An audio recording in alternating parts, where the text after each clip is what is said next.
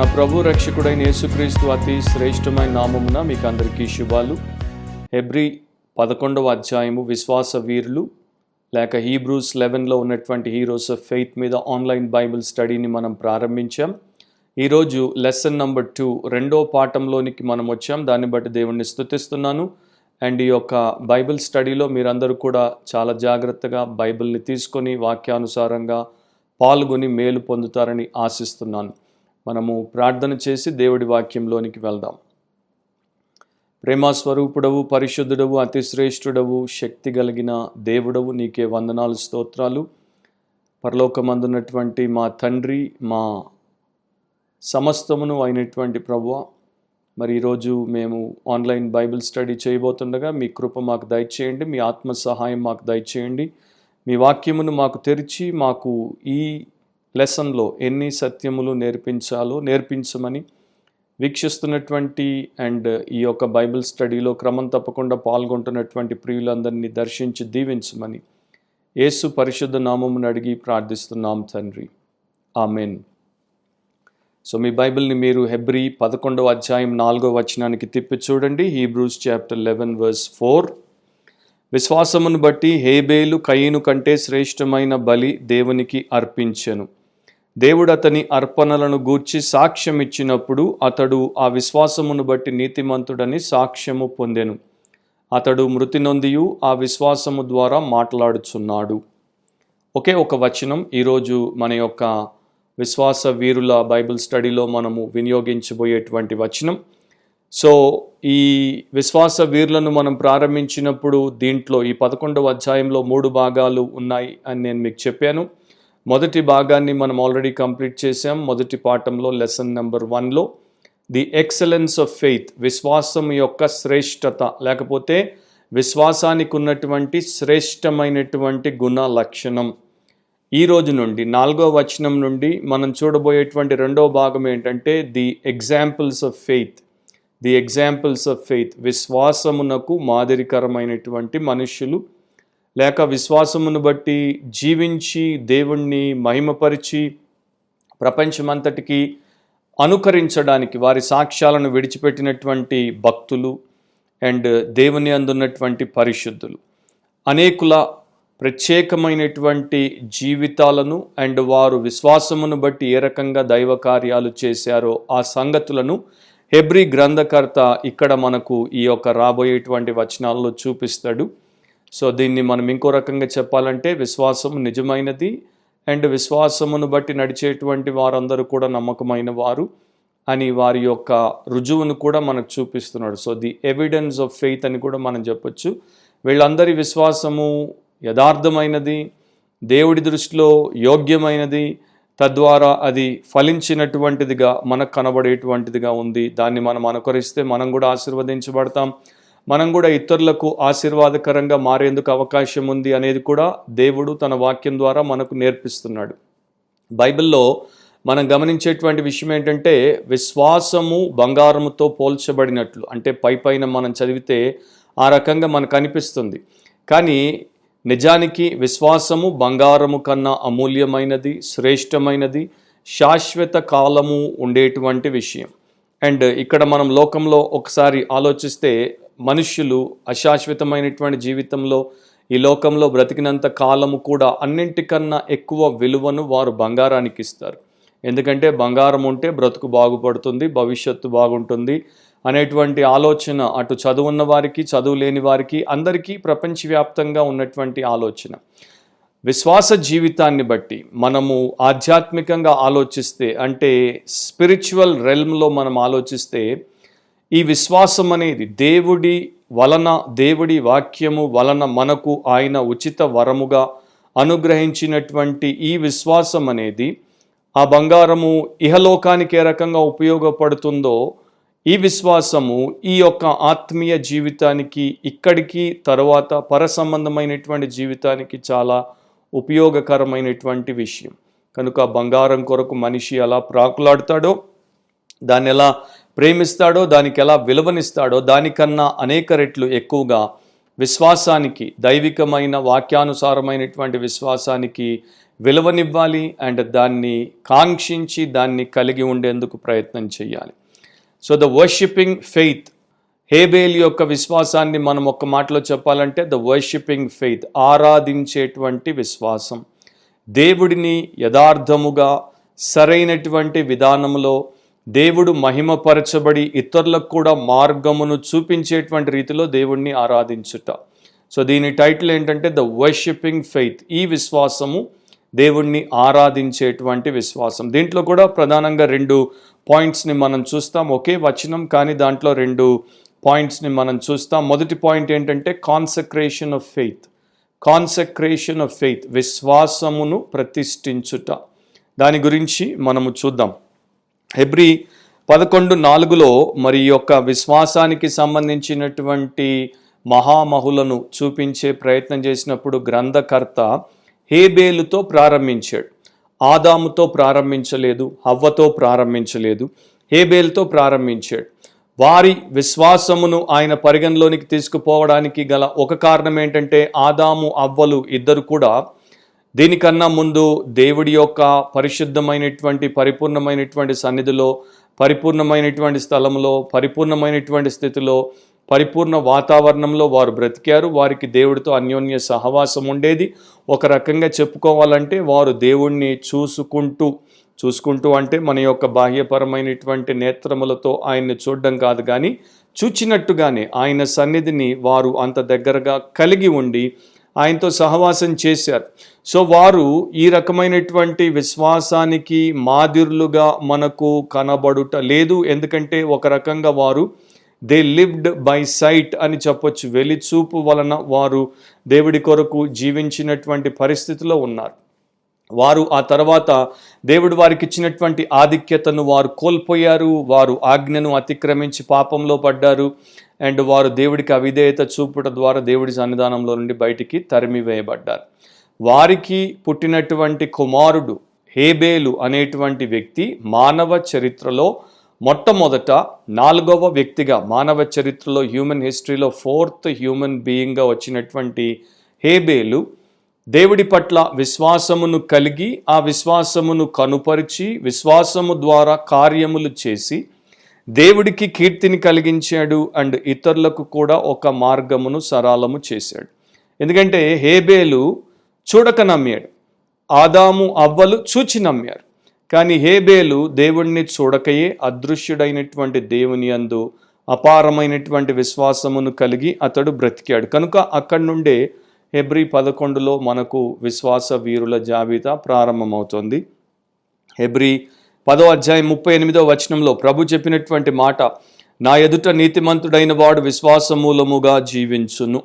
హబకుక్లో రాయబడినటువంటి ఈ విషయమే హెబ్రీ గ్రంథకర్త కూడా ఇక్కడ ప్రస్తావించాడు. అండ్ దీనికి మొదట మాదిరిగా first example of such faith, the just shawl live by faith అనేటువంటి దానికి హేబేలు అద్భుతమైనటువంటి నమూనాగా లేకపోతే రుజువుగా లేక మాదిరిగా మనకు కనబడుతున్నాడు. 3వ శతాబ్దంలో అంటే క్రీస్తు శకం 3వ శతాబ్దంలో రాబై సిమ్లాయి అనేటువంటి ఒక రాబై యూదా మతానికి నాయకుడిగా పెద్దగా ఉన్నటువంటి ఆయన ఈ రకంగా రాశాడు.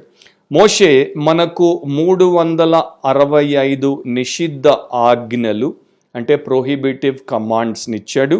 తర్వాత 248 పాజిటివ్ కమాండ్స్ని ఇచ్చాడు, అనుకూలమైనటువంటి ఆజ్ఞలను ఇచ్చాడు. తరువాత దావీదు వాటిని కీర్తన 15వ అధ్యాయంలోనికి తీసుకుని వచ్చినప్పుడు 11గా మార్చాడు. అయితే యెషయా ప్రవక్త 33వ అధ్యాయము 14-15 వచనాల్లో వాటిని 6గా మార్చాడు. మీకా 6వ అధ్యాయం 8వ వచనంలో మీరు చూస్తే వాటిని ఆయన 3గా మార్చాడు. హబకుక్ 2వ అధ్యాయం 4వ వచనానికి వస్తే ఆయన వాటన్నింటినీ 1గా మార్చాడు. Only 1 commandment. ఏంటా కమాండ్మెంట్? నీతిమంతుడు తన విశ్వాస మూలమున జీవించును. The righteous man lives by his faith. So అదే మనము హెబ్రీ పత్రికలో నేర్చుకునేటువంటి పారమార్థికమైనటువంటి సత్యం. హేబేలు ఆయన యొక్క విశ్వాసం, దాని గురించే ఇక్కడ రాయబడి ఉంది. కాకపోతే ఒకే ఒక వచనంలో 3 ప్రాముఖ్యమైనటువంటి విషయములను గురించి ఆయన మనకు తెలియచేస్తున్నాడు. అయితే హేబేలు యొక్క జీవితము, హేబేలు యొక్క చరిత్ర గురించి మనం తెలుసుకోవాలంటే తప్పకుండా ఆదికాండము 4వ అధ్యాయంలోనికి వెళ్ళాలి. అక్కడ మీరు 2వ వచనం నుండి 10వ వచనం వరకు గమనిస్తే నేను చదువుతాను. Genesis chapter 4 versus 2 through 10. అక్కడ మనకు హేబేలు యొక్క జీవితము అండ్ ఇతర విషయాలకు సంబంధించి ఈ సమాచారం రాయబడింది. తరువాత ఆమె అతని తమ్ముడగు హేబేలును కనెను. హేబేలు గొర్రెల కాపరి, కయీను భూమిని సేద్యపరచువాడు. కొంతకాలమైన తరువాత కయీను పొలం పంటలో కొంత యెహోవాకు అర్పణగా తెచ్చెను. హేబేలు కూడా తన మందలో తొలిచూలున పుట్టిన వాటిలో క్రొవ్విన వాటిని కొన్ని తెచ్చెను. యెహోవా హేబేలును అతని అర్పణను లక్ష్యపెట్టెను. కయీనును అతని అర్పణను ఆయన లక్ష్యపెట్టలేదు. కాబట్టి కయీనుకు మిక్కిలి కోపం వచ్చి అతడు తన ముఖము చిన్నబుచ్చుకొనగా యెహోవా కయీనుతో, నీకు కోపమేలా, ముఖము చిన్నబుచ్చుకొని ఉన్నావేమి? నీవు సత్క్రియ చేసిన ఎడల తలనెత్తుకొనవా? సత్క్రియ చేయని ఎడల వాకిట పాపం పొంచియుండును. నీ ఎడల దానికి వాంఛ కలుగును, నీవు దానిని ఏలుదు అనెను. కయీను తన తమ్ముడైన హేబేలుతో మాట్లాడిను. వారు పొలంలో ఉన్నప్పుడు కయీను తన తమ్ముడైన హేబేలు మీద పడి అతనిని చంపెను. యెహోవా, నీ తమ్ముడైన హేబేలు ఎక్కడనున్నాడని కయీను అడగగా అతడు, నేనెరుగను, నా తమ్మునికి నేను కావలి వాడనా అనెను.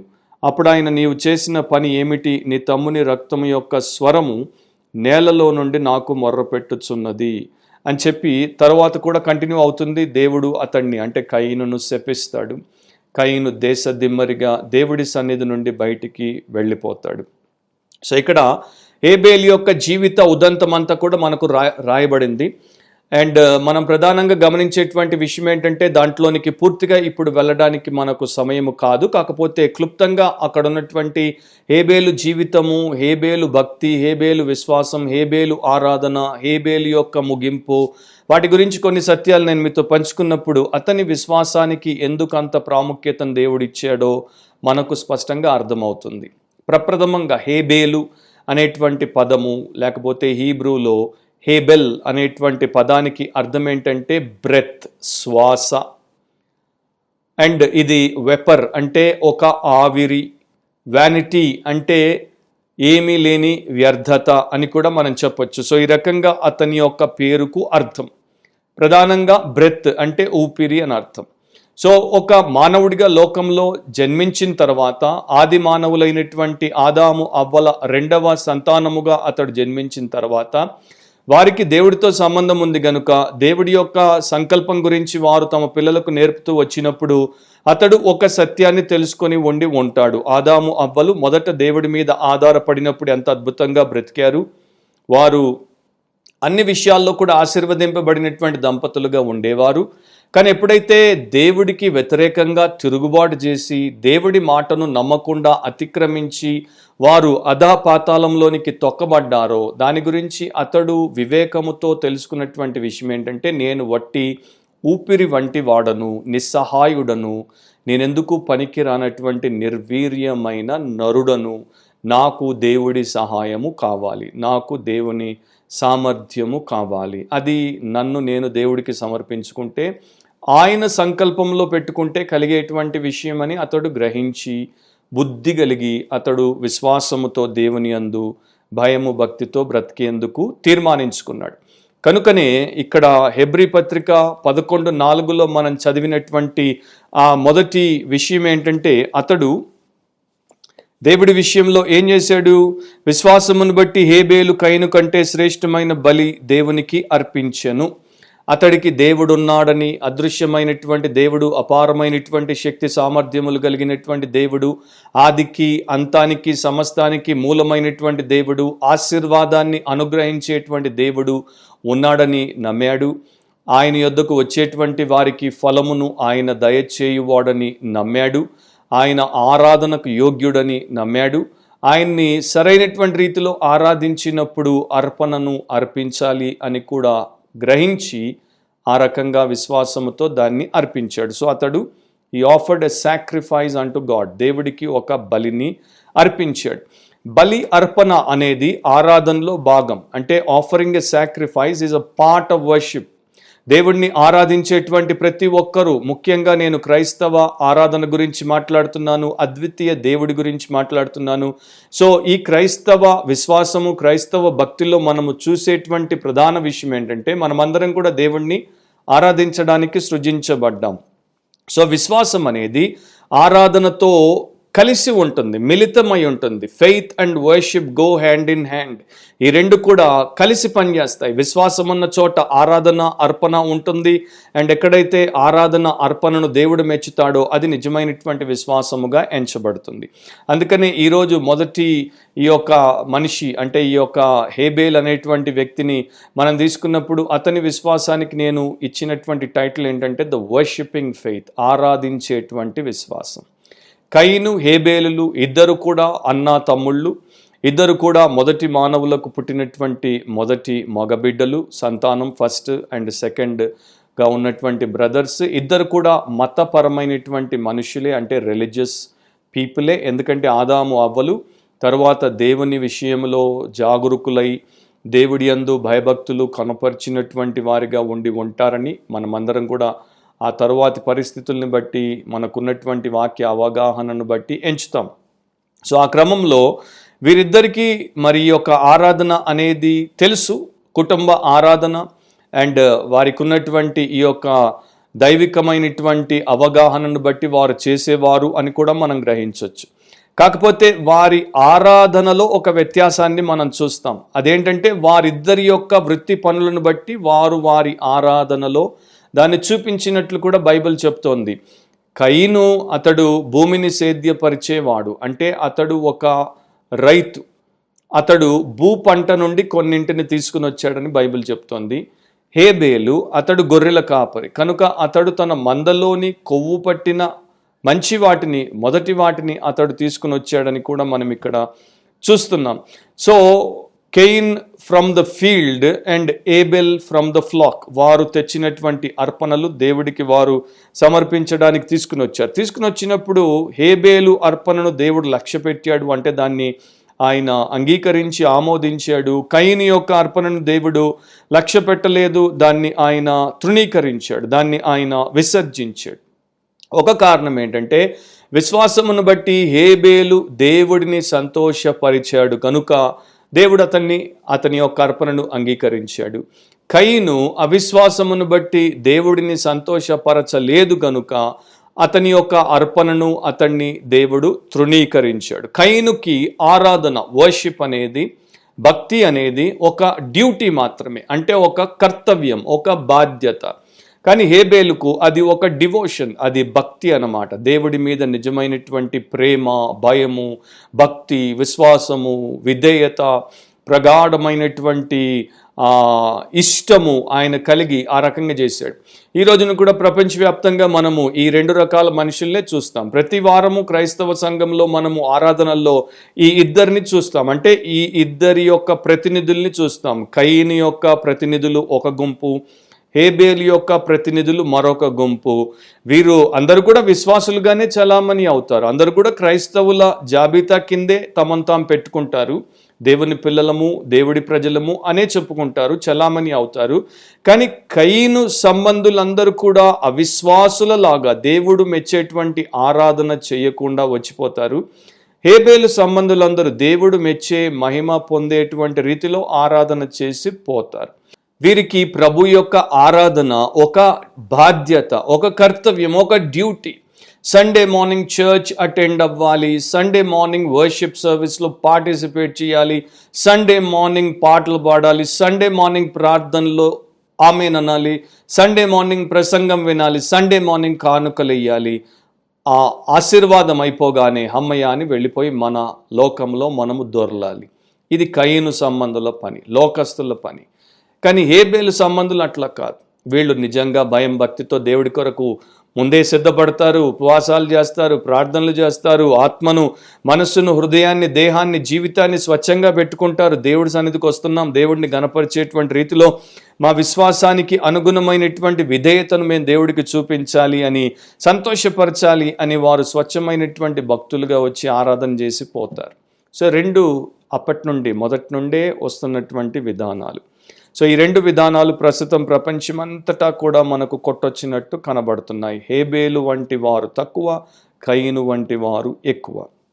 అయితే ఇక్కడ హేబేలు అర్పణను దేవుడు అంగీకరించడానికి, కయీను అర్పణను దేవుడు తృణీకరించడానికి గల ప్రధాన కారణం ఏంటో చాలామంది బైబిల్ పండితులు ఎప్పటి నుండో చెప్పుకుంటూ వస్తున్నారు. వారిచ్చేటువంటి కారణం ఏంటంటే, హేబేలు ఆయన బలిని తెచ్చినప్పుడు మందలో నుండి తెచ్చాడు, దాన్ని అతడు బలిగా అర్పించాడు, రక్తమును చిందించాడు, రక్త బలినిచ్చాడు, బ్లడ్ సాక్రిఫైస్ని ఇచ్చాడు. అది దేవుడు అంగీకరించేటువంటి బలి విధానం కనుక దేవుడు దాన్ని బట్టి ఆనందించి అంగీకరించాడు. కయీను రక్త బలిని తేకుండా భూ పంట నుండి కొన్నింటిని తీసుకుని వచ్చాడు, ఫలములు కావచ్చు, లేకపోతే ధాన్యము కావచ్చు, దాన్ని తెచ్చాడు, గ్రెయిన్ ఆఫరింగ్ని తెచ్చాడు. కనుక దేవుడు దాన్ని అంగీకరించలేదు.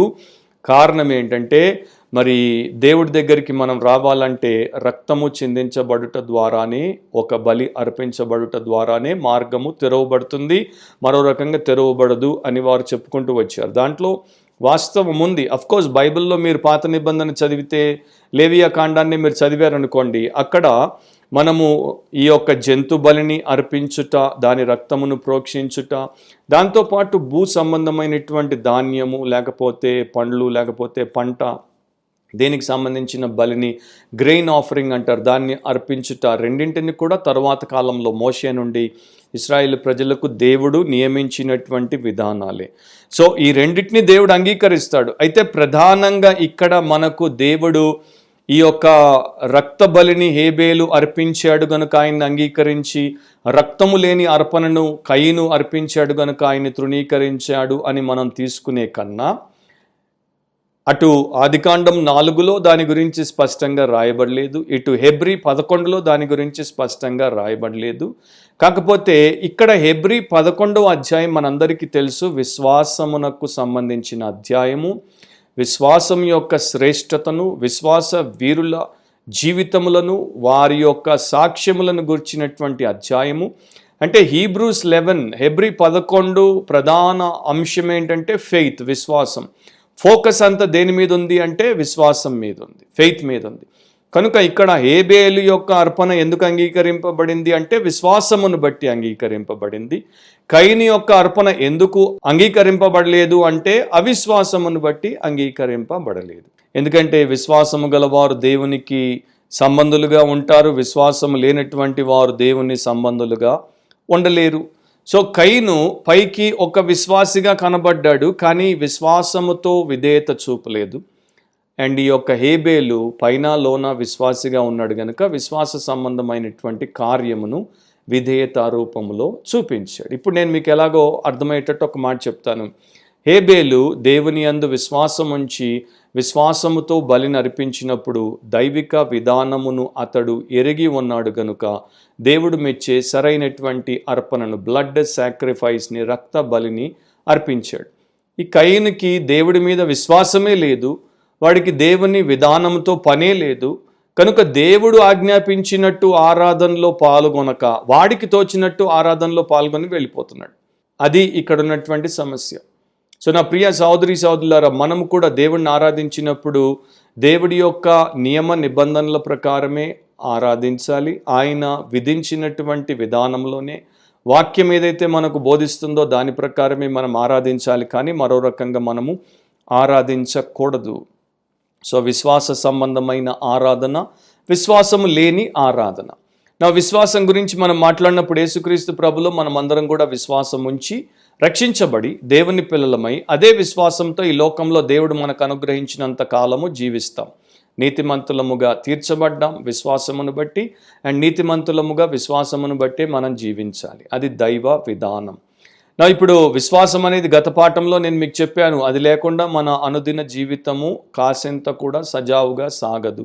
ఫర్ ఎగ్జాంపుల్, మీరు బ్యాంకుకి వెళ్ళారనుకోండి, మీ డబ్బు తీసుకొని బ్యాంకులో డిపాజిట్ చేయడానికి వెళ్ళారు, మీ డబ్బుని క్యాషియర్కి ఇచ్చారు, లేకపోతే టెల్లర్కి ఇచ్చారు, ఆయన లెక్క పెట్టుకున్నాడు, ఆయన రాసుకున్నాడు, దాంట్లో ఎంట్రీ చేశాడు, తర్వాత దాన్ని గల్లపెట్టలో పెట్టేశాడు. మీరు అక్కడ కాసేపు ఈ తతంగం అంతా చూస్తారు, ఈ ప్రాసెస్ అంతటిని చూస్తారు. మీకు ఆయన రసీదు ఇవ్వగానే దాన్ని తీసుకొని మీరు వెనక్కి వెళ్ళిపోతారు. ఆ తర్వాత డబ్బును ఆయన తీస్తున్నాడా, తీసుకెళ్ళి లోపల లాకర్లో పెడుతున్నాడా, మీ ఖాతాలోనే ఉండేటట్టు దాన్ని తాళం వేస్తున్నాడా, ఇవేవి మీరు చూడరు. మీకు ఒక భరోసా, అతని దగ్గర డబ్బును నేను కట్టేశాను, డిపాజిట్ చేశాను, అతను నాకు ఆ యొక్క అక్నాలెడ్జ్మెంట్ రిసీట్ని ఇచ్చేశాడు, అయిపోయింది, నా డబ్బు సురక్షితంగా ఉంది. మరలా మధ్యాహ్నం వచ్చి నా డబ్బు సురక్షితంగా ఉందా, సురక్షితంగానే ఉంచారా అని కూడా మీరు ప్రశ్నించారు. మరలా మీకు ఎప్పుడూ అవసరం వస్తే తప్ప బ్యాంకు చుట్టూ తిరిగి కూడా చూడరు. ఇప్పుడు యేసుక్రీస్తు ప్రభునందు విశ్వాసం ఉంచినటువంటి వారు, నీతిమంతులుగా తీర్చబడినటువంటి వారు, వారి యొక్క ఆత్మను, వారి జీవితాన్ని, వారి భవిష్యత్తును యేసుప్రభు చేతుల్లో పెట్టినప్పుడు అదే ప్రకారం వారి జీవితాన్ని వారు పెట్టాలి. కానీ ఈ రోజున ఉన్నటువంటి సమస్య ఏంటంటే, మాటి మాటికి వచ్చి అది బాగుందా, అది ఇంకా బతికే ఉందా, అది ఇంకా రేపు భవిష్యత్తును కలిగి ఉంటుందా అనేటువంటి ఆ యొక్క బిక్కముఖాలతో భయపడుతూ బ్రతికేటువంటి సోకాల్డ్ విశ్వాసులే ఈ రోజుల్లో ఎక్కువైపోయారు. కనుకనే దేవుడికి చాలా చాలా ఆయాసము and at the same time అపకీర్తి రెండు కూడా కలుగుతున్నాయి. అపోస్తులైనటువంటి పౌలు ఈ విషయాన్ని గురించి ఆయన 2వ తిమోతి 1వ అధ్యాయం 12లో మాట్లాడాడు. తిమోతికి చెప్తున్నాడు, ఏమని చెప్తాడు? నేను నమ్మిన వాని ఎరుగుదును గనుక సిగ్గుపడను. నేను ఆయనకు అప్పగించిన దానిని రాబోచున్న ఆ దినం వరకు ఆయన కాపాడగలడని రూఢిగా నమ్ముకొనుచున్నాను. నీ డబ్బు డిపాజిట్ని బ్యాంక్ అయినా కోల్పోయి, బ్యాంక్రప్ట్ అయిపోయి, దివాలా తీసి నీకు ఇవ్వకుండా ఎగ్గొట్టొచ్చేమో, కానీ నీ ఆత్మ, నీ జీవితం, నీ సమస్తం యేసు ప్రభు హస్తగతం చేస్తే ఈ లోకంలో పరలోకంలో నిత్యత్వం ఏమాత్రం కోల్పోకుండా, ఏమాత్రం నష్టపడకుండా కాపాడుటకు ఆయన సామర్థ్యం గలవాడు. అందుకనే పౌలు ఆ రకంగా విశ్వాసాన్ని చూపాడు. సో ఇది ఇక్కడ మనకు కనబడేటువంటి ప్రధాన విషయం. ఫెయిత్ రిలేషన్షిప్ హేబేల్ది, విశ్వాస సంబంధం హేబేల్ది.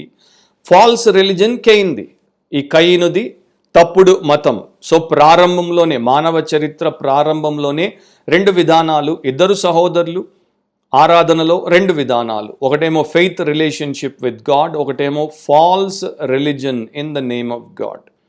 సో ఇక కయీన్ గురించి మనం చెప్పాలంటే, ప్రపంచంలో ఫస్ట్ ఫాల్స్ రిలిజన్కి ఫౌండర్, మొదటి తప్పుడు మతానికి అతడే స్థాపకుడు. ఇక అక్కడి నుండి ప్రపంచంలో ప్రస్తుతం ఉన్నటువంటి తప్పుడు మతాలన్నీ కూడా పుట్టుకుని వచ్చాయి. ఈ తప్పుడు మతంలో ఉన్నటువంటి మూల విషయం ఏంటంటే, నా కష్టము చేత, నా క్రియల చేత నేను నా యొక్క మార్గమును దేవుని యొద్దకు కలిగి ఉంటాను, సంపాదించుకుంటాను. దేవుడి దగ్గర అనుగ్రహాన్ని నా యొక్క మెరిట్ని బట్టి, నాకున్న అర్హతను బట్టి, నేను ఇచ్చిన అర్పణను బట్టి నేను పొందుకుంటాను. కానీ అది దైవ విధానం కాదు, అది యేసుక్రీస్తు యొక్క విధానం కాదు. మెరిట్ని బట్టి ఎవడు కూడా దేవుడికి సమీపంగా రాలేడు, రక్షించబడలేడు, దేవుడి దీవెన పొందలేడు. దేవుడి యొక్క మర్సీని బట్టే ప్రతి ఒక్కడు దేవుడి దగ్గరికి రాబట్టబడతాడు. ఆయన కనికరము, క్షమాపణ, రక్షణ పొందుతాడు అండ్ దైవ ఆశీర్వాదంలో పాలిభాగస్తుడై ఉంటాడు. సో కయీను భూపంటను తీసుకుని వచ్చాడు. అంటే తన శారీరక కష్టం గుర్తుంది కదా, ఆదాముకి చెమట కారితే తప్ప భూమి పంటనివ్వదని దేవుడు చెప్పాడు. సో కయీను చెమట కార్చాడు, కష్టపడ్డాడు, తన కష్టార్జితాన్ని తీసుకుని వచ్చి దేవుడికి ఇచ్చినప్పుడు మురిసిపోయాడు. ఇదిగో నేను నీ దగ్గర నా కష్టార్జితాన్ని బట్టి, నా స్వయం కార్యములను బట్టి నేను ఈ యొక్క అర్హతను పొంది ఉన్నాను. అందుకనే ఈ యొక్క యూదా పత్రికలో మనం చదివాం గత యూదా బైబిల్ స్టడీలో, కయీను మార్గము తప్పుడు మార్గం అని. సో కయీను మార్గం తప్పుడు మార్గం, దాన్ని దేవుడు తృణీకరించాడు. అది స్వంతముగా నేను చేసినటువంటి మంచి పని ద్వారా, నాలో ఉన్నటువంటి స్వనీతి ద్వారా, లేకపోతే నా వలన నేను రక్షణను సంపాదించుకుంటాను, క్షమించబడతాను, దేవుని సంబంధిగా మారుతాను. ఇదంతా కూడా అన్బిబ్లికల్, వాక్య విరుద్ధమైనది. ఆ రకంగా ఏ ఒక్కడు రక్షణ పొందలేదు, రక్షణ పొందడు, రక్షణ పొందబోడు. ఆన్ ది అదర్ హ్యాండ్, హేబేల్ యొక్క జీవిత విధానం ఏంటి? ఒక గొర్రె పిల్లను తీసుకుని బహుశా అతడు దేవుడి సన్నిధికి వచ్చి, దేవుడి సన్నిధిలో దాన్ని అర్పించేసి, నేను ఒక పాపిని, నాకు అసలు నీ సన్నిధిలో నిలబడేటువంటి అర్హత లేదు, యోగ్యత లేదు, కాకపోతే నీవు ఈ యొక్క బలిని బట్టి నన్ను క్షమించి, నా పాపమును కప్పి, నన్ను అంగీకరించి నాకు ఆ యొక్క యోగ్యతను అనుగ్రహించవా, ఎందుకంటే నాకు బదులు ఈ బలిని సబ్స్టిట్యూట్గా నేను నీకు అర్పిస్తున్నాను అని ఈ యొక్క నూతన నిబంధనలో మనందరి సబ్స్టిట్యూట్గా, మనందరి రక్షకుడిగా యేసుక్రీస్తు ప్రభు ఏ రకంగా మన కొరకు, మన పక్షాన దేవుడికి బలిగా, నిత్యమైన బలిగా అర్పించబడ్డాడో, ఆయన చిందింపబడిన రక్తము ద్వారా మన పాపము క్షమించబడి ఆత్మ రక్షించబడుతుందో, దాన్ని బట్టి మనము దేవుడి దగ్గర అంగీకరించబడుతున్నాం. సో ఇది ఇక్కడ విధానం. ఒక భక్తుడు జాన్ అవెన్ అనేటువంటి భక్తుడు వీరిద్దరి యొక్క అర్పణల మధ్యలో ఉన్నటువంటి వ్యత్యాసాన్ని గురించి కూడా చెప్పాడు. ఆయన ఏమంటాడు, కయీను దేవుణ్ణి కేవలము క్రియేటర్గానే చూశాడు, సృష్టికర్తగానే చూశాడు, రిడీమర్గా చూడలేదు, విమోచకుడిగా చూడలేదు. అండ్ ఈ రోజున చర్చెస్కి వెళ్ళేటువంటి కోటాను కోట్ల క్రైస్తవులు దేవుడిని సృష్టికర్తగా చూస్తున్నారు, ఆ తర్వాత తమకు సమస్తమును సమకూర్చేటువంటి వ్యక్తిగా చూస్తున్నారు, అంటే క్రియేటర్గా చూస్తున్నారు, ప్రొవైడర్గా చూస్తున్నారు. కానీ క్రియేటర్ అండ్ ప్రొవైడర్ మధ్యలో రిడీమర్ అనేది చాలా ముఖ్యమైనటువంటి విషయం, దాన్ని విస్మరించారు. విశ్వాసులు మాత్రమే, హేబేలును పోలినటువంటి భక్తులు మాత్రమే ఆయన నా క్రియేటర్, ఆయనే నా రిడీమర్ అండ్ ఆయనే నా యొక్క ప్రొవైడర్ అనేటువంటి పరిపూర్ణ అవగాహనతో ఉంటారు. సో హేబేలు దేవుడిని ఆ రకంగా క్రియేటర్గా, రిడీమర్గా చూశాడు. అండ్ ఆయన ద్వారానే నా పాపం క్షమించబడాలి, నేను రక్షించబడాలి, నేను అంగీకరించబడాలి అని అనుకున్నాడు. ఇంతకీ వీరిద్దరు దేవుడి సన్నిధికి వచ్చి ఆరాధించాలి, అర్పణలు అర్పించాలి, దేవుడిని గణపరచాలి అనేటువంటి తలంపును ఎలా కలిగి ఉన్నారు? అది కూడా నేను ఇక్కడ ఉన్నటువంటి మాటల్ని బట్టి మీకు కొన్నింటిని జస్ట్ పాయింట్అవుట్ చేస్తాను. ఫస్ట్, విశ్వాసమును బట్టి హేబేలు అర్పించినట్టు హెబ్రీ 11లో మనం చదివాం. విశ్వాసం ఎట్లా కలుగుతుంది? మనందరికీ ఈ పాటికి బాగా తెలుసు. రోమా 10:17 ప్రకారము, కాగా వినుట వలన విశ్వాసము కలుగును, క్రీస్తును గూర్చిన మాట వినుట వలన విశ్వాసం కలుగును. అంటే దేవుడి మాట వినుట ద్వారా మనకు దేవుడి యందు విశ్వాసం కలుగుతుంది.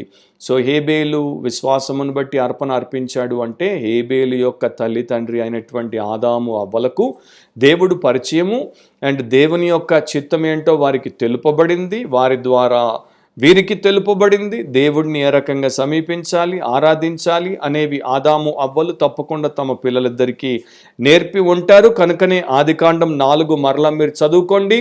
అక్కడ తెలుగు బైబిల్లో ఈ రకంగా ఉంటుంది. దాని యొక్క హీబ్రూలో మీరు చూస్తే అర్థం ఏంటో మనం ఈ రకంగా తీసుకోవచ్చు. కొంతకాలమైన తరువాత అని 3వ వచనంలో ఉంది చూడండి. కొంతకాలమైన తర్వాత అంటే ఒక సీజన్ అయిపోయిన తర్వాత, ఆరాధన సమయం వచ్చినప్పుడు, appointed time to worship God వచ్చినప్పుడు అని దాని యొక్క అర్థం.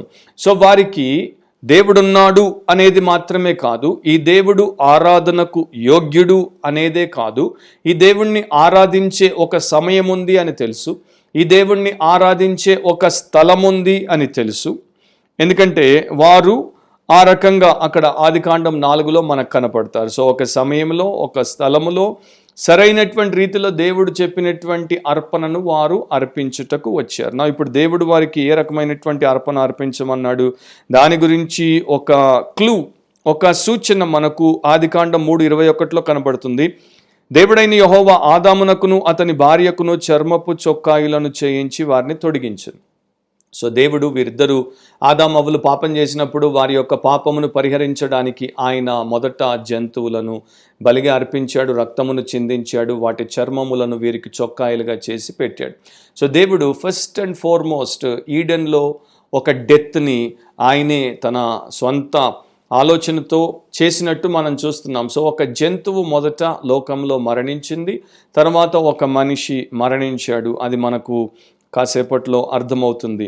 సో వీరికి దేవుడి దగ్గరికి మనము సమీపించాలి, ఆరాధనను అర్పించాలి అంటే అది జంతు బలి ద్వారా, రక్తమును చిందించుట ద్వారా అనేది తెలుసు. హెబ్రీ 9:22లో కూడా రక్తము చిందింపబడకుండా పాప క్షమాపణ లేదు అని బైబిల్ మనకు చెప్తుంది. సో ఆ రకంగా ఈ హేబేలు విశ్వాసమును బట్టి నీతిమంతుడిగా తీర్చబడ్డాడు కనుక సరైనటువంటి అర్పణ అర్పించాడు.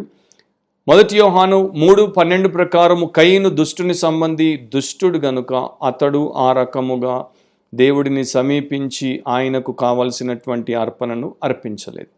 సో హేబేలు యొక్క అర్పణ, హేబేలు యొక్క బలి యథార్థమైనది, వాక్యానుసారమైనది, ఆత్మీయమైనది. సో అందుకని అతడు కయీను కన్నా శ్రేష్టమైనటువంటి బలిని, అర్పణను దేవుడికి అర్పించాడు. అండ్ ఒక వర్షన్లో మీరు చూస్తే Abel's offering of the first and Cain's offering of some, ఇక్కడ కూడా ఒక వ్యత్యాసాన్ని మనం చూడొచ్చు. హేబేలు తన యొక్క మందలో ఉన్నటువంటి మొదటి వాటిని అండ్ చాలా మంచి వాటిని అతడు చాలా జాగ్రత్తగా ఏరి కోరి తీసుకుని వచ్చి దేవుడికి సమర్పిస్తున్నాడు. కానీ కయీను తన పంటలో వచ్చినటువంటి కొంతను ఆలోచన లేకుండా తీసుకుని వచ్చి సమర్పించే ప్రయత్నం చేశాడు. ఇక్కడ దేవుడు ఇతనిది అంగీకరించాడు, అతనిది తృణీకరించాడు. లక్ష్య పెట్టలేదు అనేటువంటి పదాన్ని మనము ఆదికాండం 4వ అధ్యాయంలో చూస్తాము. అండ్ దాని గురించి కూడా ఒక మాట మీతో చెప్పనివ్వండి. మీరు అది 5th verseలో చూస్తారు. కయీనును అతని అర్పణను ఆయన లక్ష్య పెట్టలేదు. ఇది హీబ్రూలో దీని యొక్క అర్థం ఏంటంటే, దేవుడు కయీను తెచ్చినటువంటి అర్పణ వంక చాలా జాగ్రత్తగా నిశ్చితంగా పరీక్షించినట్లు చూచి అది తనకు తగినటువంటిది కాదు అని ఎంచి దాన్ని ఆయన తృణీకరించేశాడు.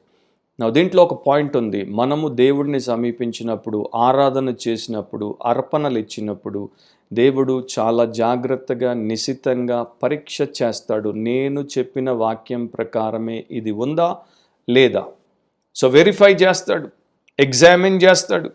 అండ్ ఇది చాలా చాలా ముఖ్యమైనటువంటి విషయం. ఆ రకంగా చూసేది ఎందుకంటే, స్క్రూటినీ ఎందుకు చేస్తున్నాడంటే whether to approve or to disapprove, దాన్ని అంగీకరించి ఆమోదించాలా లేకపోతే తృణీకరించాలా అనేటువంటి ఉద్దేశంతో. ఇప్పుడు మీరు ఆలోచించండి, అనేక సందర్భాల్లో మనము ఆరాధనల్లో పాల్గొన్నప్పుడు మనము తెచ్చే అర్పణలు ఏ రకంగా ఉంటాయి? దేవుని స్థాయికి సరిపోయేటువంటివిగా ఉన్నాయా? విశ్వాసం ఎప్పుడైనా సరే దేవునికి అర్పణలను ఇస్తుంది. ఎందుకంటే విశ్వాసం దేవుణ్ణి ఆరాధిస్తుంది. దేవుణ్ణి ఆరాధించుట అంటే అర్పణ సమర్పించుట, సాక్రిఫైస్ని ఇచ్చుట. విశ్వాసము దేవుడికి చౌకబారు ఆరాధనలను చెయ్యదు. చౌకబారు అంటే నాకు ఖర్చు కాని, నాకు కష్టం అనిపించని, నా గుండెను గిల్లనటువంటి, నొప్పిని కలిగించినటువంటి సాక్రిఫైస్ని, ఆఫరింగ్ని అర్పించేటట్టు అది ఉండదు. కానీ చాలా చర్చెస్లో మీరు చూస్తుంటారు, చాలామంది క్రైస్తవుల్ని మీరు చూస్తుంటారు, వారు దేవుడికి ఇచ్చేటువంటి విషయంలో ఇంకా మారు మనసు పొందకుండానే ఉన్నారు. అంటే వారు క్రొత్త వ్యక్తిగా మారలేదు. పాత సమయంలో పిసినికొట్టులుగా ఉన్నవారు, కంజూస్ మార్వాడీలుగా ఉన్నటువంటి వారు, ఈ కంజూస్ మార్వాడీలు, పిసినికొట్లు లేకపోతే వీళ్ళందరికన్నా కూడా ఎక్కువ దాటినటువంటి వారు ఎవరంటే ఈ క్రైస్తవులు. ఎవరైతే మైజర్గా ఉంటారో, పిసినికొట్టులుగా ఉంటారో, దేవుడు తన్ను తాను మన కొరకు అర్పించుకున్నాడు అన్న గొప్ప సత్యం తెలిసిన తర్వాత దేవుడికి మనం ఏమర్పించినా తక్కువే అనేటువంటి ఆలోచన లేకుండా, దేవుడికి ఇచ్చే విషయంలో కూడా చేతులు బిగబట్టి, గుండె బిగబట్టి, అండ్ చాలా తక్కువలో దేవుడితో అండ్ దేవుడి యొక్క ఆరాధనతో మనం చేతులు దులిపేసుకుందాం అనుకునేటువంటి వాడు అసలు విశ్వాసీయేనా, విశ్వాస సంబంధేనా? ఫస్ట్ అండ్ ఫార్మోస్ట్ వాడి విశ్వాసం మీదే మనకు ప్రశ్న తలెత్తుతుంది. సో ఇతడు చాలా శ్రేష్టమైనటువంటి వాటిని తీసుకుని వచ్చాడు. హేబేలు తన మందలో తొలి చూలున పుట్టిన వాటిలో క్రొవ్విన వాటిని తెచ్చాడు. ఎంత చక్కగా కొవ్వు పట్టినటువంటి వాటిని తీసుకుని వచ్చాడో చూడండి. సో ఈయన యొక్క విశ్వాసం గురించే మీరు ఆలోచించారనుకోండి, హేబేలుకి విశ్వాసం ఉంది. రెండవది, హేబేలు యొక్క విశ్వాసములో వివేకము కనబడుతోంది. మూడవది, హేబేలు యొక్క విశ్వాసము వెల చెల్లించేది. అండ్ హేబేలు యొక్క విశ్వాసము నిజముగా దేవునికి మాత్రమే విలువనిచ్చింది. తన ఆస్తికి, తన రాబడికి, తన ఆదాయానికి, లేకపోతే తను దాచుకునగలిగేటువంటి ఆ సొమ్ముకి అది విలువనివ్వలేదు. దేవుడికి విలువనిచ్చింది. అది నిజమైనటువంటి విశ్వాసానికి సూచన. నా జ్ఞాపకం వస్తుంది, ఒక భక్తుడు ఉండేవాడు. ఆయన పేరు F.W. బోరం. F.W. బోరం న్యూజిలాండ్లో చాలా గొప్ప సేవ చేశాడు అండ్ ప్రపంచ ప్రఖ్యాతిగాంచినటువంటి ఒకానొక సేవకుడిగా ఉన్నాడు. ఆయన యవన కాలంలో కాలేజ్ పూర్తి చేసుకొని బయటకు వచ్చే ఆ సమయంలో న్యూజిలాండ్లో ఉన్నటువంటి ఒక స్కాట్స్మెన్, మరి ఈ బ్రిటన్లో ఉన్నటువంటి చార్ల్స్ స్పర్జన్కి ఒక ఉత్తరం రాశాడు. ఈ భక్తుడైనటువంటి స్పర్జన్కి రాసినటువంటి ఉత్తరంలో, మాది అయ్యగారు ఒక చిన్న సంఘం అండి, కొంతమంది మంద, మాకు కాపరి లేడు, మాకు ఒక మంచి యవన కాపరిని మీరు పంపిస్తే మేము రుణస్థులమై ఉంటామని రాస్తే, బోరం అప్పుడే కాలేజ్ ముగించుకొని బయటపడ్డాడు, యవనస్తుడు. So Charles Spurgeon F.W. బోరంని పిలిపించి అతనితో మాట్లాడి అతనికి చెప్పాడు, నీవు ఈ రకంగా అక్కడికి వెళ్ళి ఆ దేశంలో నీవు దేవుని కొరకు సేవ చెయ్యొచ్చు అని.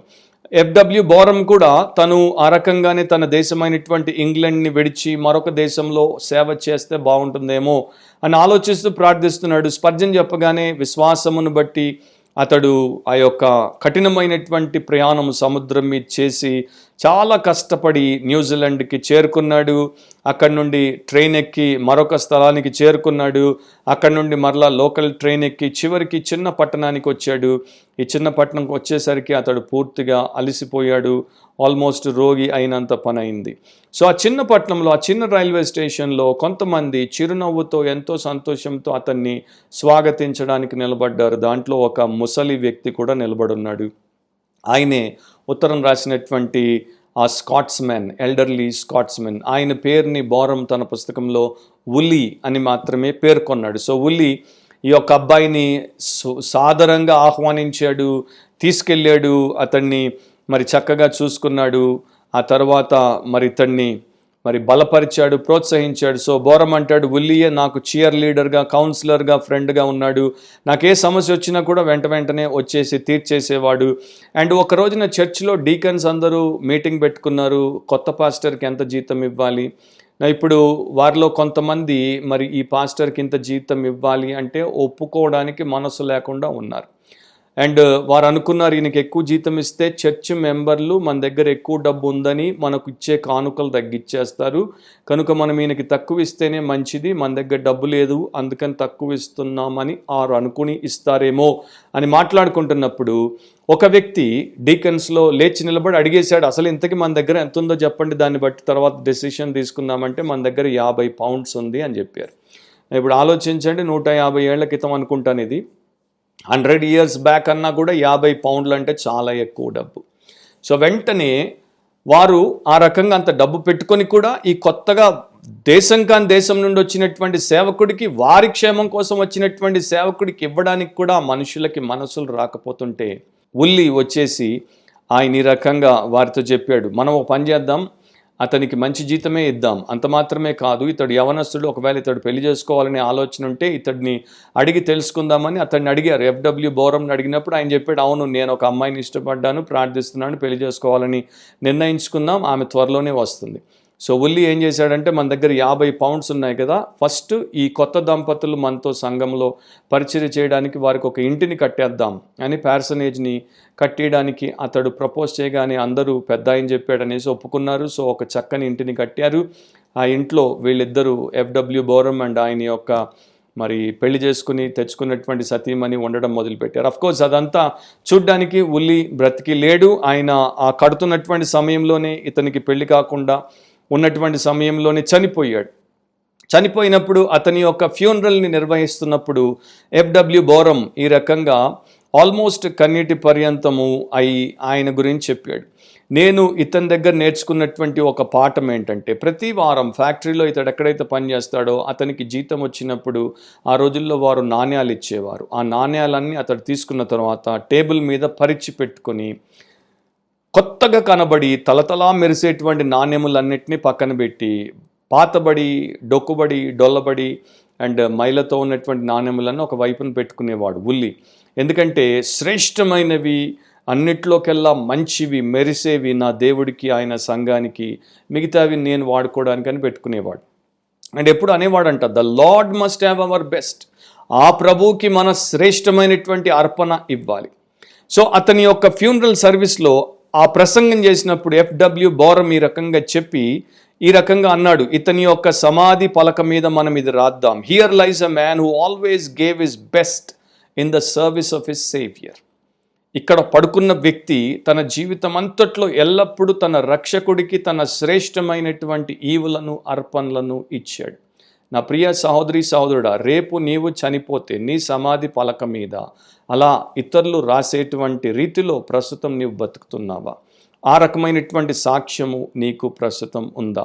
హేబేలు అలాంటి సాక్ష్యాన్ని కలిగి ఉన్నాడు. శ్రేష్టమైనటువంటి అర్పణ అని స్వయంగా దేవుడే అతని యొక్క అర్పణ మీద సర్టిఫై చేసేసి చెప్పాడు.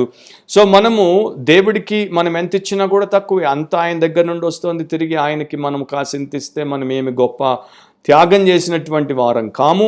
మనలో చాలామంది మరి వారి యొక్క నెలసరి ప్రేమ కానుకలు ఒక్కసారి ఇచ్చి ఊరుకుంటారు, మంత్లీ లవ్ ఆఫరింగ్ ఇచ్చి ఊరుకుంటారు, కొందరు వీక్లీ ఆఫరింగ్ ఇచ్చి ఊరుకుంటారు, కొందరు అప్పుడప్పుడు ఎప్పుడో సీజన్ ఒక్కసారి స్పెషల్ ఆఫరింగ్స్ ఇచ్చి ఊరుకుంటారు.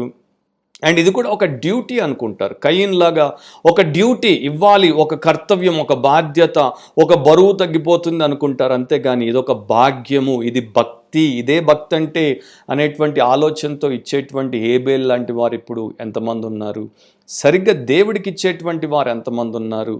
అఫ్కోర్స్ వారి స్వార్థపు కోరికల కొరకు, స్వకీయ దురాశలకు అనుకూలమైనటువంటి బోధకులను పోగు చేసుకొని వారికిస్తే మాకు వస్తుంది అనేటువంటి వారు ఉండి ఉంటారు. చాలామంది అలాంటి వారు తయారవుతున్నారు. వారి గురించి కాదు మనం ఇక్కడ మాట్లాడేది, హేబేలు వంటి భక్తిపరుల గురించి. సో అతడు దాన్ని బట్టి చక్కని సాక్ష్యం పొందాడు. సో అందుకనే హేబేలు యొక్క అర్పణను దేవుడు అంగీకరించాడు, ఆశీర్వదించాడు. అతడు మనందరికీ మాదిరికరంగా మారాడు.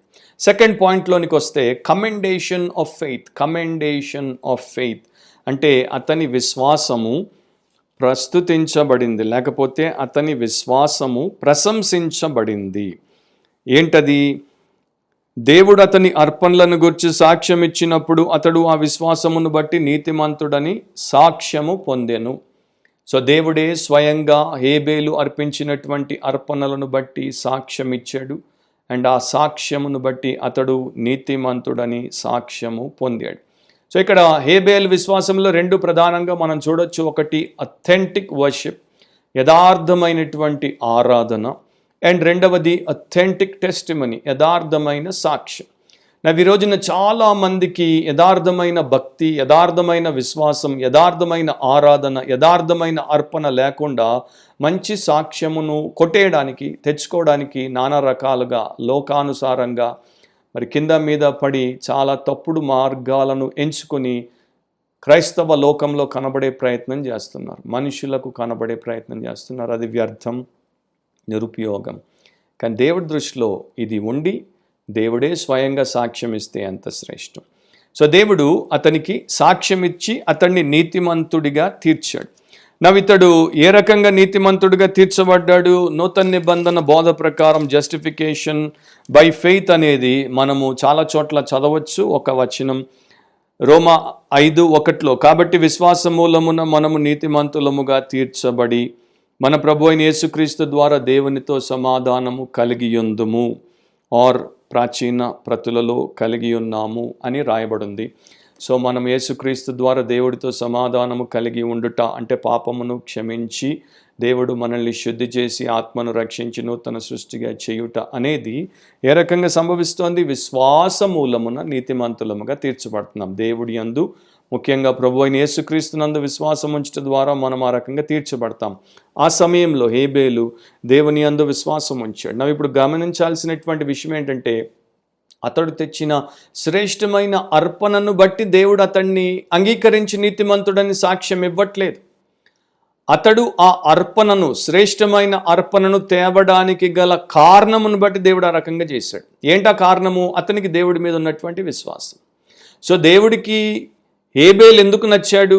దేవుడు హేబేలుని ఎందుకు మెచ్చాడంటే, హేబేలుకి దేవుడి మీద అపారమైనటువంటి విశ్వాసం ఉంది, యథార్థమైనటువంటి విశ్వాసం ఉంది. అండ్ ఆ విశ్వాసమును బట్టే అతడు వివేకమును ఉపయోగించి వెల చెల్లించి విలువైన దేవుడికి విలువైనటువంటి అర్పణనివ్వాలి అని వచ్చి ఆరాధనలో అర్పణ సమర్పించాడు. సో అది పాయింట్ అన్నమాట. సో ఈరోజు చాలామంది అనుకుంటారు, నేను ₹1,00,000 కానుకేసేసా, నేను 25,000 కానుకేసేసా, నేను నా గోల్డ్ చైన్ కానుకేసేసా, నా రింగ్ కానుకేసేసా, నా బ్యాంగిల్ కానుకేసేసా, నా పుస్తెలు కానుకేసేసా, నా మెట్టలు కానుకేసేసా, దాన్ని బట్టి దేవుడు మురిసిపోతాడు, నన్ను మెచ్చుకుంటాడు. నో నో నో నువ్వు వేసిన కారణాన్ని బట్టి దేవుడు చూస్తాడు. కయీనును అతని కారణాన్ని బట్టి చూశాడు. అందుకని మీరు ఆదికాండం 4 తర్వాత చదువుకోండి. నువ్వు సత్క్రియ చేస్తే నీవు చిన్నబుచ్చుకోవాల్సిన అవసరం లేదు కదా నీ ముఖాన్ని అని దేవుడు అతనితో చెప్పాడు. అంటే కయీను సత్క్రియ చేయలేదు. కయీను క్రియ బయటికి బాగానే కనపడుతుంది, కానీ అది దేవుడి దృష్టిలో సత్క్రియ కాదు. ఎందుకంటే వాడి యొక్క ఉద్దేశం సరిగ్గా లేదు, మోటివ్ సరిగ్గా లేదు. అవుట్ ఆఫ్ డ్యూటీ కావచ్చు, లేకపోతే నేను ఇస్తే నాకు వస్తుంది అనేటువంటి సెల్ఫిష్ రీజన్ని బట్టి కావచ్చు, వాటెవర్, దాన్ని బట్టి దేవుడితో వ్యవహరిస్తే దేవుడు దాన్ని ఒప్పుకోడు, దాన్ని అంగీకరించాడు. సో ఈరోజు చాలామంది ఆ రకంగా అనుకుంటే దాన్ని దేవుడు కొట్టిపారేస్తాడు. ఒకటే అవసరం, అదేంటంటే ఆయన మీద నాకున్నటువంటి విశ్వాసం నన్ను విధేయతలోనికి నడిపి నేను దేవుడికి ఈ రకమైన ఆరాధనను చేసేందుకు కారణం అవ్వాలి. అందుకనే యేసుక్రీస్తు ప్రభు కూడా ఇతన్ని గురించి, హేబేలును గురించి 2 సార్లు ప్రస్తావించినప్పుడు అతన్ని నీతిమంతుడు అని ఆయన ప్రస్తావించాడు. మొదటిసారి మత్తయి సువార్త 23వ అధ్యాయం 35వ వచనంలో నీతిమంతుడైన హేబేలు రక్తం మొదలుకొని బలిపీఠమునకును దేవాలయమునకును మధ్య మీరు చంపిన బరకియా కుమారుడగు జకర్యా రక్తము వరకు భూమి మీద చిందింపబడిన నీతిమంతుల రక్తమంతయు మీ మీదికి వచ్చును అని తన చుట్టూ ఉన్నటువంటి వేషధారులకు ఆయన చెప్పాడు. సో ఇక్కడ హేబేలును నీతిమంతుడు అని ప్రభువు పిలిచి ప్రస్తావించాడు. తర్వాత లూకా సువార్త 11వ అధ్యాయంలో కూడా మీరు చూస్తే 51వ వచనంలో మరలా ప్రభు అయినటువంటి యేసు అతని గురించి సాక్ష్యం ఇచ్చాడు. కాబట్టి లోకము పుట్టినది మొదలుకొని, అనగా హేబేలు రక్తం మొదలుకొని బలిపీఠమునకును మందిరమునకును మధ్యను నశించిన జకర్యా రక్తం వరకు చిందింపబడిన ప్రవక్తలందరి రక్తము నిమిత్తం ఈ తరం వారు విచారింపబడుదురు. నిశ్చయముగా ఈ తరం వారు ఆ రక్తము నిమిత్తం విచారింపబడుదురని మీతో చెప్పుచున్నాను. Second time. అండ్ ఇప్పుడు అపోస్తులైనటువంటి యోహాను, మొదటి యోహాను 3వ అధ్యాయం 12వ వచనంలో ఆయన రాసినప్పుడు ఆయన కూడా హేబేలును కయీనును ఏ రకంగా డిఫరెన్షియేట్ చేసి రాశాడో, వ్యత్యాసాన్ని చూపుతూ రాశాడో గమనించండి. మనము కయీను వంటి వారమై ఉండరాదు. వాడు దుష్టుని సంబంధి అయి తన సహోదరుని చంపెను. వాడతనిని ఎందుకు చంపెను? తన క్రియలు చెడ్డవియు తన సహోదరుని క్రియలు నీతి గలవయు నై ఉండెను కనుకనే కదా. సో ఇక్కడ కయీను దుష్టుని సంబంధి, అందుకని హంతకుడయ్యాడు. ఎందుకంటే ఆది నుండి అపవాది హంతకుడని యోహాను 8లో యేసుప్రభు చెప్పాడు. సో కయీను చెడ్డవాడు కనుకనే చెడు క్రియలు, చెడు తలంపులు, చెడు కార్యములు.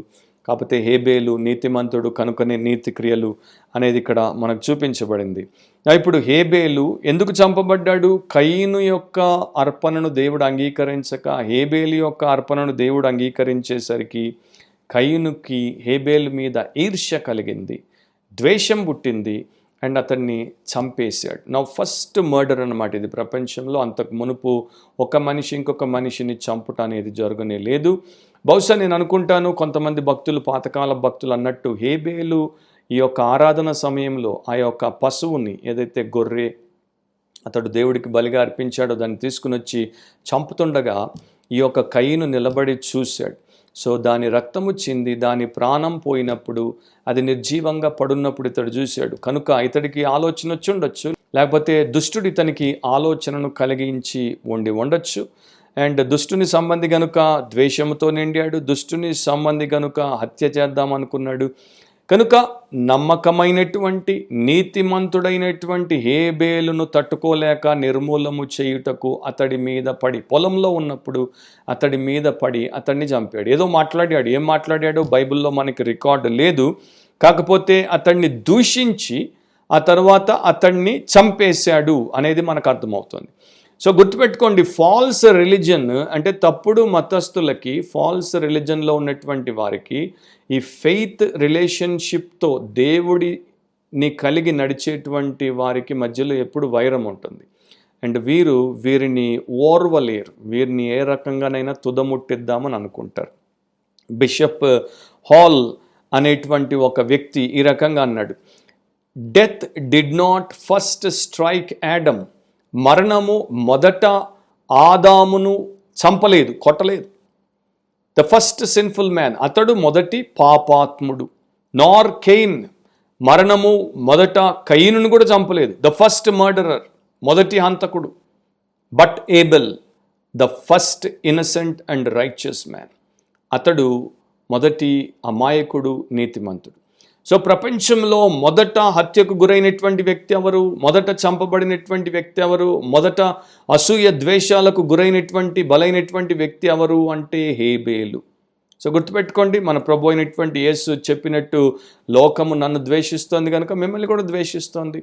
అపోస్తలుడైన పౌలు 2వ తిమోతి 3:12 ఆయన రాశాడు, క్రీస్తు యేసునందు సద్భక్తి కలిగినటువంటి వారందరూ తప్పక హింస పొందుదురు. సో దేవుని యందు సద్భక్తి కలిగినటువంటి వారు ఆనాడు అండ్ ఈనాడు తప్పక హింస పొందుతారు. హేబేలు నీతిమంతుడు, జకర్యా నీతిమంతుడు, ఇద్దరి రక్తాన్ని చిందించారు దుర్మార్గులు. సో ఆ ప్రకారము విశ్వాసము కలిగినటువంటి వారు అనేది లోకంలో రియల్గా పాపులర్ కాదు, ఫేకులు. అంటే నకిలీలు, విశ్వాసము వేషం వేసుకొని, విశ్వాసుల వేషం వేసుకొని నకిలీలు ఎవరైతే ఉంటారో వారే ప్రపంచంలో పాపులర్ అవుతారు. అండ్ గుర్తుపెట్టుకోండి, ఫస్ట్ మర్డర్ అది ఒక రిలీజియస్ మర్డర్. మొదటి హత్య దేని గురించో కాదు, డబ్బు కోసం కాదు, పేరు ప్రతిష్ట కోసం కాదు, ప్రాపర్టీ కోసం కాదు, కానీ ఒక మత సంబంధమైనటువంటి విషయం, భక్తికి సంబంధించినటువంటి విషయం, మొదటి హత్య. అండ్ ఈ రోజున కూడా మీరు చూస్తే ప్రపంచవ్యాప్తంగా మానవ చరిత్రలో ఎక్కువ హత్యలు రిలీజియస్ మర్డర్సే, అంటే రిలీజియస్ కిల్లింగ్సే, మతానికి సంబంధించినటువంటి ఘాతుకాలే, హత్యలే. దాన్ని మనం దృష్టిలో పెట్టుకోవాలి. సో ఇక్కడ ఈయన గురించి దేవుడిచ్చినటువంటి సాక్ష్యం ఎంత శ్రేష్టంగా ఉందో చూడండి. అతని గురించి దేవుడే సాక్ష్యం ఇచ్చాడు. హెబ్రీ 11:2 మనం గత పాఠంలో చూసాం. దానిని బట్టి పెద్దలు సాక్ష్యం పొందిరి. సో వారికి ఒక గొప్ప సాక్ష్యం ఎట్లా విశ్వాసమును బట్టి వచ్చిందో, హేబేలుకు విశ్వాసమును బట్టి దేవుడే సాక్ష్యమును ఇచ్చాడు. కాకపోతే అతడు మృతి నొందియు ఆ విశ్వాసము ద్వారా మాట్లాడుచున్నాడు. ఇది మూడవ విషయం. అతడు మృతి నొందియు ఆ విశ్వాసము ద్వారా మాట్లాడుతున్నాడు. నా హేబేలు చనిపోయాడు, చంపబడ్డాడు, అయినా అతడు మాట్లాడుతున్నాడు. అంటే అతన్ని అడ్డు తొలగించుకోవాలనుకున్నాడు కయీను, అతన్ని పూర్తిగా నిర్మూలన చేయాలనుకున్నాడు, అతన్ని చంపేశాడు. అంతవరకే చేయగలడు. కానీ చంపేసిన తర్వాత కూడా గొంతు నొక్కే ప్రయత్నం, స్వరం వినబడకుండా ఉండే ప్రయత్నం ఈ యొక్క కయీను చేయలేడు. తప్పకుండా అతడు బతికినంతకాలం, దేశదిమ్మరిగా లోకం మీద పడి తిరిగినంతకాలం అతనికి తన తమ్ముడు మరి చంపబడుతున్నప్పుడు చూచినటువంటి విధానము, లేకపోతే ఆయన ఆశ్చర్యానికి గురై, నా అన్నవు నీవు నన్నే చంపుతున్నావా, నన్నే నీవు తొలగించుకోవాలనుకుంటున్నావా అని చెప్పి ఆ చూపులు కావచ్చు, ఆ మాటలు కావచ్చు, వాటెవర్ మనకి తెలియదు, అది అతన్ని వెంటాడుతూనే ఉంటుంది. ఆ స్వరము దేవుడు ఆదికాండం 4:10 అంటాడు, నీ తమ్ముడైనటువంటి హేబేలు యొక్క రక్తము, దాని స్వరము భూమి మీద నుండి నాకు వినబడుతుంది. ఇప్పుడు కయీను గురించి ఇంకో 2 మాటలు చెప్పనివ్వండి. అతడు తన తమ్ముడిని చంపడం మొదటి పాపం అయితే, రెండవ పాపం ఏంటి? నీ తమ్ముడు ఎక్కడున్నాడని దేవుడు అడిగితే నాకు తెలియదు అంటాడు. రెండవది ఏంటి? అబద్ధం. సో మొదట హత్య చేశాడు, దీంతో మనం అపవాదిని, అతన్ని పోల్చి చూసుకోవచ్చు. రెండవది అబద్ధమాడాడు, దీంతో మరలా మనం అపవాదిని, అతన్ని పోల్చి చూసుకోవచ్చు. అందుకని దుష్టుని సంబంధి. మూడవది, నేను నా తమ్ముడికి లేక నా సహోదరుడికి బాధ్యుడనా, ఆడి యొక్క కాపరినా అని కూడా చెప్పాడు. దీంట్లో బాధ్యత రహితంగా తానేంటో చూపించుకున్నాడు. Irresponsible fellow. So murderer, liar and totally irresponsible brute. So ఈ రకంగా ఫాల్స్ రిలీజన్లో ఉన్నటువంటి ప్రతి ఒక్కరూ మనకి కనబడతారు. అఫ్కోర్స్ ప్రతి ఒక్కరూ బయటికి బాహ్యంగా ఇతరులను చంపరు, కానీ ద్వేషంతో మరి వారు హృదయాల్లో చంపేస్తారు. హేబేలు మరణించిన తర్వాత మాట్లాడుతున్నాడు అని మనం చూసాం కదా. ఏం మాట్లాడుతూ ఉండొచ్చు? ఒకటి, అతడు విమోచన గురించి మాట్లాడుతూ ఉండొచ్చు. అంటే అతడు దేవుని సంబంధి, దేవునికి అతడు అర్పణను అర్పించాడు, దేవుడు అతన్ని అంగీకరించాడు, అతనిలో దేవుని మీద ఉన్నటువంటి విశ్వాసమును బట్టి అతడు విమోచింపబడినటువంటి వ్యక్తిగా దేవుని దృష్టిలో ఎంచబడ్డాడు, విశ్వాసులకు మాదిరిగా ఉన్నాడు. నీతిమంతుడు విశ్వాస మూలమునే జీవించాలి. విమోచింపబడినటువంటి వాడు విశ్వాసమును బట్టి విమోచింపబడుతున్నాడు, అండ్ విశ్వాసమును బట్టి వాడు జీవించి చివర విజయమును సాధిస్తాడు అనేటువంటి సత్యానికి అతడు ఒక సాక్ష్యాన్ని పలుకుతున్నాడు. జేమ్స్ మొఫాట్ అనేటువంటి భక్తుడు రాశాడు, మరణం అనేది ఒక నీతిమంతునికి చివరి మాట కాదు. మరొక కామెంటేటర్ దీని గురించి ఈ రకంగా రాశాడు, ఒక మనిషి లోకాన్ని విడిచిపోయినప్పుడు నీతిమంతుడిగానైనా లేకపోతే అవినీతిపరుడిగానైనా లోకాన్ని విడిచిపోతాడు. ఒకడు ఈ లోకాన్ని విడిచిపోయినప్పుడు దీంట్లో క్యాన్సర్ లేకపోతే పాయిజన్ లాగా పెరిగేటువంటి పరిస్థితిని విడిచిపోతాడు, లేకపోతే ఈ లోకంలో సుగంధ ద్రవ్యముల ద్వారా వచ్చేటువంటి చక్కని ప్రబలిపోయేటువంటి అందమైన సువాసనను ఆశీర్వాదంగా అయినా విడిచిపోతాడు. ఈ లోకాన్ని విడిచిపోయేటువంటి వారిలో ఒకడు పౌలులాగా అయినా పోతాడు, లేకపోతే నీరులాగా అయినా పోతాడు. మరణించినటువంటి వారు కూడా మాట్లాడతారు. వారు నెమ్మదిగా ఉండరు, వారు మాట్లాడతారు. మాట్లాడినప్పుడు వినగలిగేటువంటి వారు వింటారు. సో హేబేలు ఆయన ఆల్మోస్ట్ అనేక వేల సంవత్సరాల క్రితం బ్రతికినటువంటి వ్యక్తి ఈ 21st సెంచరీలో ఉన్నటువంటి మనుష్యుడితో మాట్లాడుతున్నాడు. అండ్ అప్పుడు భూమి కొత్తదిగా ఉంది, అది మానవ తరంలో రెండవ తరము. అండ్ వారు అక్కడ ఉన్నటువంటి వారు ప్రస్తుతం ఉన్నటువంటి మోడర్న్ సొఫిస్టికేటెడ్ టెక్నాలజికల్ మ్యాన్, అంటే అధునాతనమైన అండ్ సాంకేతిక పరిజ్ఞానం కలిగి చాలా చాలా రకాలుగా మరి అందవేసినటువంటి చేయగలిగినటువంటి మనిషితో మాట్లాడుతున్నాడు. అంత దూరపు యుగం నుండి, ఆ దూరపు సాంప్రదాయం నుండి దేవుడి గురించి చాలా తక్కువ తెలిసినటువంటి ఆ వ్యక్తి ఇప్పుడు మనం ఉన్నటువంటి పరిస్థితుల్లో ఇంతగా మాట్లాడుతున్నాడు. అండ్ అతడు చెప్పేది మనకు ప్రస్తుతం ఉన్నటువంటి న్యూస్ పేపర్లు లేకపోతే మ్యాగజైన్లు ఇవ్వలేనటువంటి విషయాలు అని ఒక భక్తుడు తన పుస్తకంలో రాశాడు. రెండవది, ఆయన మరణించిన తర్వాత కూడా మాట్లాడుతున్నాడు. ఇక్కడ మనం గ్రహించాల్సినటువంటి విషయం, పాత నిబంధన కొత్త నిబంధన. పాత నిబంధనలో హేబేలును అతని అన్న అయినటువంటి కయీను చంపాడు. క్రొత్త నిబంధనలో యేసుక్రీస్తు ప్రభువుని అతని సహోదరులైనటువంటి యూదా మతస్థులు చంపారు. పరిసయ్యులు, శాస్త్రులు, సద్దుకయ్యులు, ప్రధాన యాజకులు చంపారు. అంటే రెండు కూడా మతస్థుల చేతుల్లో జరిగినటువంటి హత్యలు. ఇద్దరిని కూడా మరి ఈ దేవుని యందు భయం కలిగినటువంటి వారము అనేటువంటి వారే చంపారు. అండ్ మూడవది, హెబ్రీ 12:24 హేబేలు యొక్క రక్తానికి యేసుక్రీస్తు ప్రభు యొక్క రక్తానికి మధ్యలో ఉన్నటువంటి వ్యత్యాసాన్ని దేవుడు మాట్లాడుతూ చూపిస్తున్నాడు. క్రొత్త నిబంధనకు మధ్యవర్తి అయిన యేసునొద్దకును హేబేలు కంటే మరి శ్రేష్టముగా పలుకు ప్రోక్షణ రక్తమునకును మీరు వచ్చి ఉన్నారు. సో ఇక్కడ హేబేలు రక్తం గురించి అండ్ యేసుక్రీస్తు యొక్క రక్తం గురించి మనం చూస్తున్నాం. ఇద్దరి రక్తము కూడా మాట్లాడుతున్నట్టు మనం గ్రహించవచ్చు. కాకపోతే హేబేలు రక్తము మరి నన్ను కయీను చంపాడు, కయీను మీద తీర్పు పగ తీర్చుకో అని వెంజన్స్ కొరకు, దేవా నీవు నాకు న్యాయం చెయ్యి అని పలుకుతోంది. కాకపోతే యేసుక్రీస్తు యొక్క రక్తము నన్ను వారు చంపారు, కాకపోతే నేను వారిని క్షమించాను, వారు ఏమి చేయుచున్నారో వారు ఎరుగను గనుక వారిని నేను క్షమించినట్టు నీవు కూడా వారిని క్షమించవా అని తండ్రిని వేడుకుంటున్నాడు. సో ఒక బ్లడ్ ఆఫ్ ఏబెల్ ఏంటి? Seeking for vengeance, retribution, whereas the blood of Jesus Christ, which is better, is seeking forgiveness and redemption. So ఇది ఇక్కడ ఉన్నటువంటి శ్రేష్టమైనటువంటి వ్యత్యాసం.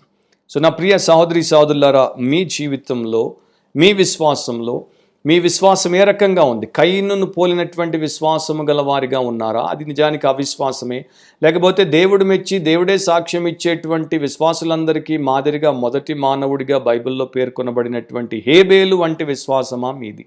మీ విశ్వాసము యథార్థమైనది, మీ విశ్వాసము స్వచ్ఛమైనది, మీ విశ్వాసము వాక్యానుసారంగా మీకు దేవుడు ఉచితంగా అనుగ్రహించినటువంటి వరమైతే, యేసుక్రీస్తునందు మీరు దాన్ని కలిగి క్రైస్తవులుగా నూతన సృష్టిగా మార్చబడినటువంటి వారైతే, అంటే విశ్వాసమును బట్టే నీతిమంతులుగా తీర్చబడిన వారైతే, దాన్ని బట్టి దేవునికి మిమ్మల్ని మీరు సమర్పించుకున్న వారైతే మీరు ధన్యులు. ఆ విశ్వాసం మీరెప్పుడు కూడా దేవుడిని ఆరాధించేటట్టు, మీ జీవితాన్ని ఒక అర్పణగా దేవుడికి ఎల్లప్పుడూ అర్పించేటట్టు చేస్తుంది. గుర్తుపెట్టుకోండి, దేవుడు అర్హుడు. ఆయనకు మనం ఏమిచ్చినా కూడా తక్కువే. మనము బ్రతికి ఉన్నది ఆయన కొరకే, ఆయన యొక్క సేవ కొరకే. ఆయన ద్వారా మనకు లోకంలో సాక్ష్యమును కలిగి ఇంకొక 10 మందికి ప్రేరేపణను ఇచ్చుట కొరకే. ఒక మాట చెప్పి నేను ప్రార్థన చేస్తాను. డాక్టర్ పేసన్ అనేటువంటి ఒక వ్యక్తి ఈ రకంగా మరి ఆయన సేవ చేసి చనిపోయేటువంటి సమయము వచ్చిందని తెలుసుకున్నప్పుడు ఈ రకంగా చెప్పాడు, నేను చనిపోయిన తర్వాత నా సమాధి పలక మీద ఈ మాటలు మీరు రాయించి పెట్టండి. ఏంటి? నేను బ్రతికున్నప్పుడు మీతో ఉన్నప్పుడు ఏం మాటలనైతే చెప్పానో వాటిని మీరు జ్ఞాపకం ఉంచుకోండి. సో ఆయన చనిపోయాడు. చనిపోయిన తర్వాత ఆయన చివరి కోరిక ప్రకారం ఆయన యొక్క సమాధి మీద వారు అవే మాటలు రాశాడు. నేను బ్రతికి మీతో ఉన్నప్పుడు మీతో ఏం మాట్లాడానో అవి మీరు జ్ఞాపకం ఉంచుకోండి. సో ఈయన హేబేలు చనిపోయి మాట్లాడుతున్నాడు. గొప్ప విషయం. కానీ ఈరోజు నా ప్రియ క్రైస్తవ సహోదరి సహోదరులారా, మనలో చాలామంది బ్రతికుండి కూడా మూగవాళ్ళం అయిపోయాం. మనలో చాలామంది, మరొకసారి చెప్తాను, మనలో చాలామంది బ్రతికుండి కూడా మూగవాళ్ళం అయిపోయాం. బ్రతికుండి కూడా దేవుడి కొరకు, దేవుడి పక్షాన, దేవుడి మహిమ నిమిత్తం, దేవుడి ప్రజల మేలు కొరకు ఒక్క మాట అంటే ఒక్క మాట మాట్లాడడం. మనలో చాలామంది క్రైస్తవులు ఏళ్ళు సంఘాలకు వచ్చారు, ఇంకా ప్రార్థన కూడా చేయడం రాదు. ప్రార్థనే చేయడం నీకు చేత కాకపోతే, దేవుడితో మొదట మాట్లాడడమే నీకు చేత కాకపోతే, ఇక దేవుడి పక్షాన్ని నిలబడి దేవుడికి దూరంగా ఉన్న పాపులతో దేవుడికి దగ్గరగా వస్తున్న ఆయన ప్రియ పరిశుద్ధులతో మాట్లాడడం నీకు చేతనవుతుందా? అందుకే చూడండి, చనిపోయి ఏళ్ళు అవుతున్నా ఇంకా మాట్లాడుతున్నాడు. మనం బ్రతికి ఉండి మన మీదికి ఏళ్ళు వస్తున్నా కూడా మనం ఇంకా మూగ వారముగా, మాట రాని వారంగా ఉన్నాం.